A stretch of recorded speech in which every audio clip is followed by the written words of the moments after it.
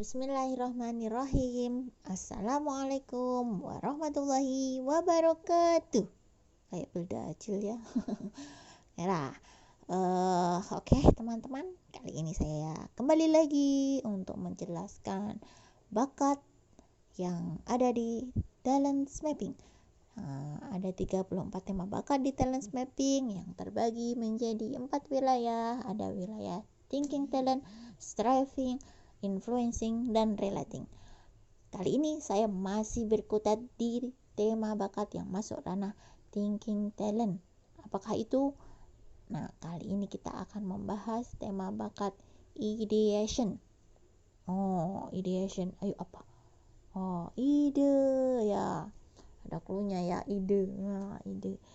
Jadi bakat ideation itu bakat yang dimiliki oleh orang yang selalu antusias dengan ide, yang selalu bersemangat dengan ide-ide gitu kan. Jadi mereka itu mampu menemukan hubungan antara hal-hal yang tampak tidak terkait. Jadi kayak nyambung bagi mereka.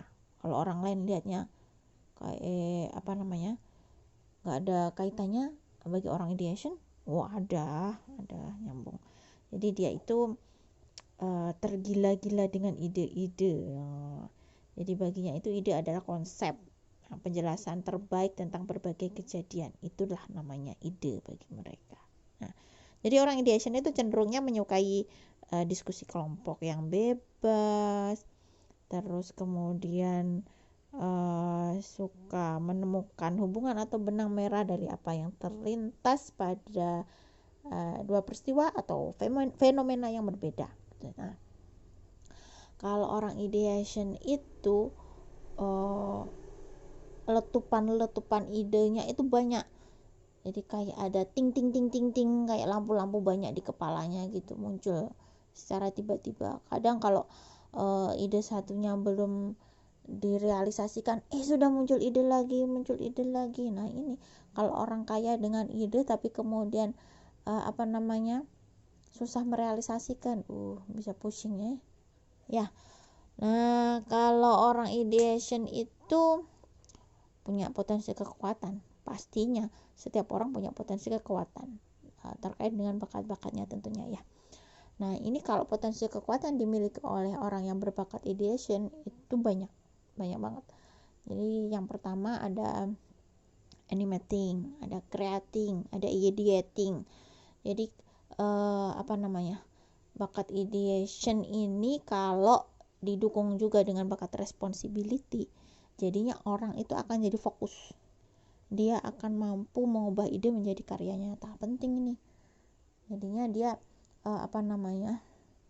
idenya bisa tersalurkan karena ada dorongan bakat responsibility-nya. Jadi menyelesaikan tugasnya. Gitu. Kemudian ada potensi kekuatan designing, drafting gitu. Jadi kalau ini kombinasi bakat ideation dengan analytical. Jadi dia mampu memperinci ide-idenya. Nah, jadi kayak jadi rancangan begitulah ya, lebih terperinci begitu. Kemudian orang ideation juga punya potensi kekuatan advertising, developing, marketing, publishing, semacam-macam itu ya. Yang dimana kalau dia yang berbakat ideation itu didukung dengan bakat signifikan, bakat strategik, nah dia akan mampu menghasilkan cara kreatif untuk mempromosikan sesuatu. Nah, keren kan? Nah, semua bakat juga keren ya, bukan hanya ideation. Jadi setiap bakat itu istimewa, seperti kita, kamu itu istimewa. Oke. Nah, kalau orang berbakat ideation itu akan sangat cocok jika berperan atau berprofesi sebagai marketing, sebagai advertising, sebagai wartawan, atau perancang dan pengembang produk di sebuah perusahaan. Cocok banget. Kalau mau freelance bisa juga kan, dia bisa ada potensi designing juga ya, jadi desainer freelance, itu bisa juga.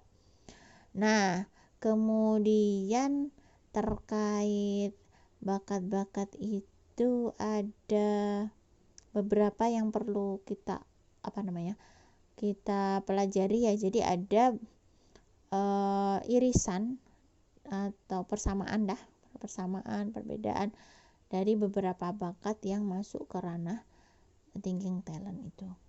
Nah, kita kan sudah pernah bahas ya, ada bakat strategik, ada bakat futuristik, ada bakat ideation yang barusan kita omongin ya. Kan ketiganya itu masuknya ke right thinking talents. Jadi masuk di bakat yang berkaitan dengan berpikir pakai otak kanan. Nah, ini kalau persamaannya ya karena sama-sama di right thinking begitu talent saya. Maksudnya di situ. Jadi ada unsur-unsur imajinasi dan kreativitas. Tapi kalau ngomongin perbedaannya, kita pegang aja kata kuncinya. Jadi kalau di ideation itu bagaimana dia itu memunculkan ide baru. Nah, kalau strategik itu bagaimana dia menyusun langkah kerja. Kalau futuristik, bagaimana dia melihat masa depan. Terus kalau ngomong pola perilaku, apa dong gambarannya dari masing-masing bakat itu? Kalau bakat ideation itu pola perilaku orangnya ya, yang punya bakat ideation itu dia akan inovatif. Jadi dia konsep, teori, solusi. Nah, itu merupakan hal yang penting bagi dia. Terus memiliki cara yang sederhana untuk menjelaskan banyak kejadian. Jadi konsep yang sangat mendasar seringkali dapat menjelaskan apa yang kelihatannya rumit bagi orang lain. Nah, dia menemukan ide yang belum lengkap, itu merupakan hal yang menyenangkan baginya. Jadi kayak apa ya namanya, tertantang begitu untuk menyelesaikan itu, menemukan ide tertentu begitu. Sama yang tadi udah saya sampaikan, dia tergila-gila dengan ide. Nah, gitu. Jatuh cintanya berulang-ulang terhadap ide. Nah, terus yang pola perilaku orang dengan bakat strategik itu apa aja? Yang pertama, orang strategik itu mampu memahami masalah secara menyeluruh dan kemudian dia bisa menciptakan alternatif pilihan-pilihan dari suatu permasalahan. Jadi kayak bisa kasih alternatif A, B, C, D, E, F, G, H, I, J. Nah, kayak begitu. Kemudian dia juga bisa melihat pola dari sesuatu di saat yang lainnya hanya melihat kekacauan gitu. Yang lainnya aduh kayaknya ini buntu deh. Nah, orang strategik masih aja bisa nemu jalannya begitu. Nah, kemudian dia juga dapat dengan cepat mengenali pola yang ada dari masalah-masalah yang mungkin muncul. Makanya dia bisa dengan mudah juga menemukan alternatif solusi. Nah, kemudian kalau pola perilaku orang dengan bakat futuristik, dia itu bisa melihat dengan detail apa yang mungkin terjadi yang terdapat di masa depan. Jadi sehingga dia itu kayak punya keyakinan aja kalau mau maju itu kan, maju ke masa depan itu mantep aja, karena dia bisa melihat gambaran itu di masa depan nanti seperti apa. Dia juga seorang pemimpi, seorang visioner kan. Jadi dia memiliki banyak pilihan kemungkinan situasi mendatang dengan sumber-sumber yang ada, manusia, waktu, uang, bahan, dan bisa memilihnya yang sesuai dengan pilihan yang terbaik bagi dia. Lalu gimana nih kalau orangnya itu bakat ideation strategiknya kuat tapi bakat futuristiknya lemah? Nah, pola perilakunya kayak gimana tuh? Nah, jadi orang kayak gini itu dia kayak ide dan alternatif langkah untuk merealisasikannya.